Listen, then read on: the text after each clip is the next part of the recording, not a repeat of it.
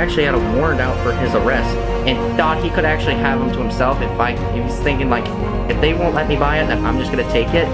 That's really bad taste in the reptile hobby. A Florida man allegedly has a taste for rare and expensive things, and cops say he didn't pay for them. St. Petersburg police arrested a man who they say was in possession of 2 stolen Galapagos tortoises, as well as rare books. Authorities say the animals were taken from the St. Augustine Alligator Farm Zoological Park in November. Cops say when the turtles found at the home were scanned for chips, they were identified as the ones that went missing. Police also say the suspect had an outstanding warrant for a commercial burglary where thousands of dollars of rare comic books were stolen. So that's right, everybody. The Galapagos tortoises were finally found in some random guy's house in St. Petersburg, which is about a few hours west of St. Augustine. And unfortunately, yes, you guys read the news article there. Unfortunately, one of them was found dead in the guy's freezer. So this really is a shame, you guys, because Galapagos tortoises are known to be one of the rarest tortoises on the planet that are critically endangered, and there isn't that many in the wild, and there isn't a whole lot of breeding programs either here in the United States. So with that being said, you guys, St. Augustine was kind of relieved to hear though that one of their Galapagos tortoises was still alive, and it still looked in good shape.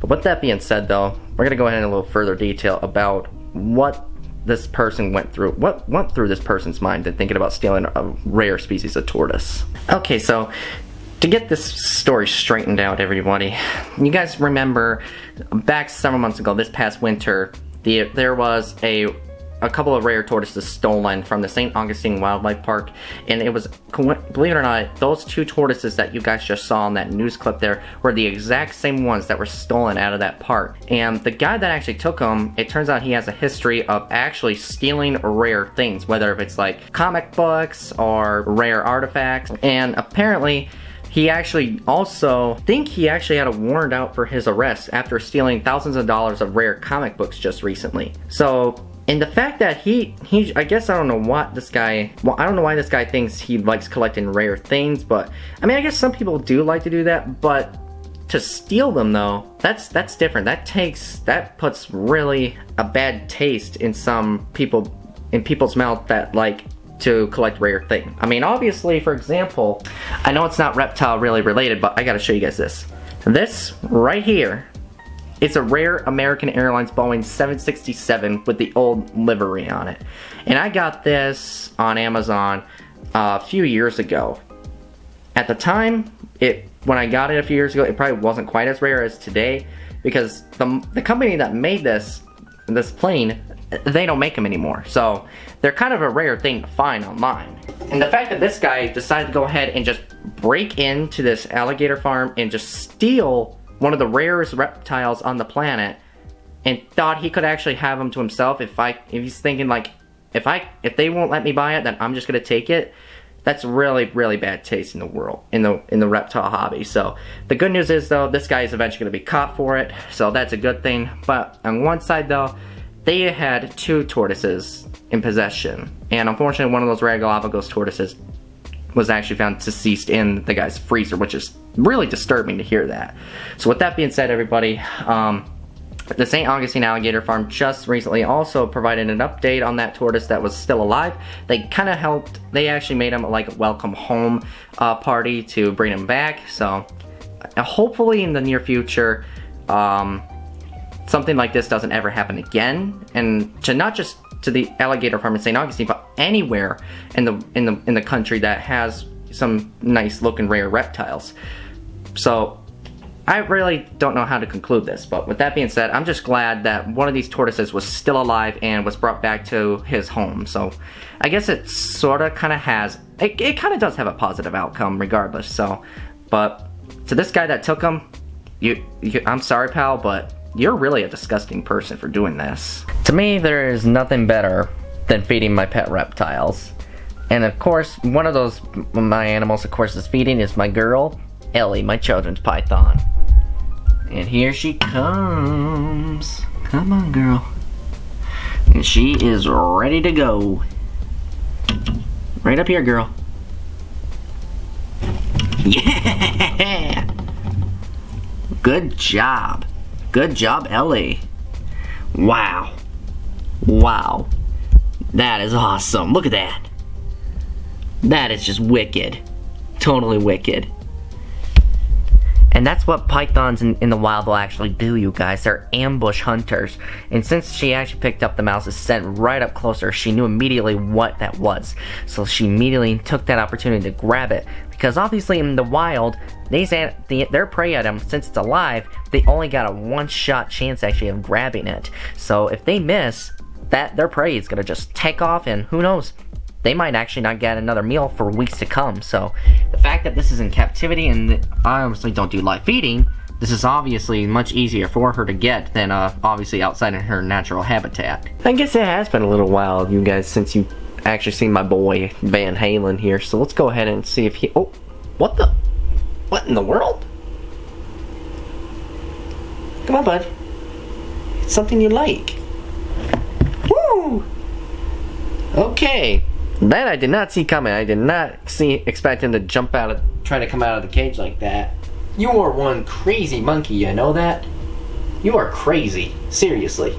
But I guess who can blame you, right? I figured I'd bring you guys into my car here so we can actually have a little one-on-one talk without any like background noises and stuff like that. The deal is about these rare Galapagos tortoises. The guy that stole them, obviously he is going to be facing probably some pretty decent charges here.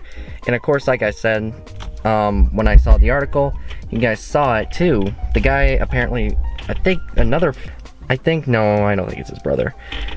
The guy that actually stole those tortoises, since he wasn't home at the time, he actually did have a warrant out for his arrest in Ocala for stealing rare comic books and stuff. So with that being said, though, it's really good that one of these tortoises was still alive and it was brought back to the wildlife park. And hopefully the alligator farm there in St. Augustine will be a lot more equipped, you know, like probably with extra like security cameras, but also probably like better like entryways, you know, like that have like metal gates on it. Because obviously it's weird that within the last year there have been multiple break-ins at reptile facilities for the last year. The first one was at Tom Crutchfield, which I guess apparently the guy that stole some of his reptiles was eventually apprehended not long afterward. And then, I think it was just a few weeks later, Camp Kennan, his reptile sanctuary was broken into and a few of his animals were stolen. So eventually, apparently, those two break-ins were sort of connected. They were like different people but within the same organization. And now, well, actually, you know what? It was last fall. I think it was last fall, actually. No, actually, it was just this past winter, I should say. It was this past winter. The Imperial's Reptile Exotic store in downtown Orlando was broken into as well one night. And apparently, I guess from last time I heard, there have been no updates whatsoever from the staff members there. So that's kind of unfortunate. But at the meantime, though, this is just bizarre what's happening in Florida. Not just Florida, but also in other states too. Like in Minnesota, like just a few weeks ago, Emily and Ed's like snake discovery facility was also broken into in the middle of the night, which thankfully none of the animals were stolen, which was good. It turned out the robbers just wanted money. Emily and Ed were thankful that none of their animals were stolen, which I would be glad none of my animals were stolen too. But the good news is, though, is that Emily and Ed did install some metal gates actually to add in front of their doorway. So when they do close down for the night, they obviously lock the gate right in front of it, which I feel like some other reptile zoos should be doing this. Whether if it's like St. Augustine or Imperial Exotics, but also like and also here's something weird too. My good friend Brian Barczyk a few months ago just uploaded a vlog. You guys may have seen it. He actually almost had his reptile zoo broken into one night, which is very, very bizarre that this has been going on in the last 7-8 months. Multiple reptile places have been either been broken into or almost attempted to be broken into. So it's very weird this is going on. So hopefully, I feel like they should install better security area things like I said, maybe like a metal gate. So with that being said, though, they do have like security alarms, which is a relief for like Emily and Ed. They got theirs. Brian does.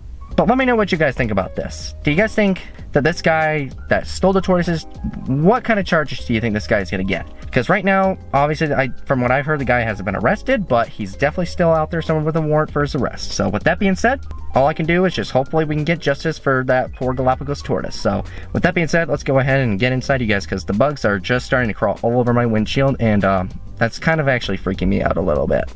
And I have addressed this already on the channel at least a couple times now on the vlogs, that if this were ever to happen to me with my animals, like if somebody stole like half of my reptiles here, like whether they stole Ariel, Lucy, Ellie, or Sprinkle Cheese, any of those animals, it would actually hurt. It would really hurt me, because these animals mean a lot to me. I've had them for quite a while now. I've had Ariel and Ellie and Lucy as well. I've had them for at least 4 or 5 years, whereas like Tyson, I've had him for several years. I've had Frosty for only just a couple of months now, but still, any of these animals that were taken from me, it would break my heart. It really would. Because these are not just, they're not items to me, you guys. They are living animals, you know. And they obviously know, they figure out who I am, you know. I'm not some random creature that's trying to hunt them or anything. So, with that being said, I just hope this doesn't happen to me in the future, everybody. And to those of you guys that were broken into, I just hope it doesn't happen again to you guys, because that really puts a bad spotlight into us as reptile lovers. So with that being said, I'm just gonna go ahead and conclude this video, everybody. Make sure you guys actually like the video as well, and also please feel free to spread the word about this, of what's been going on for the last several months. It's several reptile businesses that have been broken into, so, and hopefully if we can do that, we can actually eventually prevent further break-ins in the future here pretty soon. So with that being said, just gonna go ahead and conclude this video, everybody. I'll see you guys in the next one.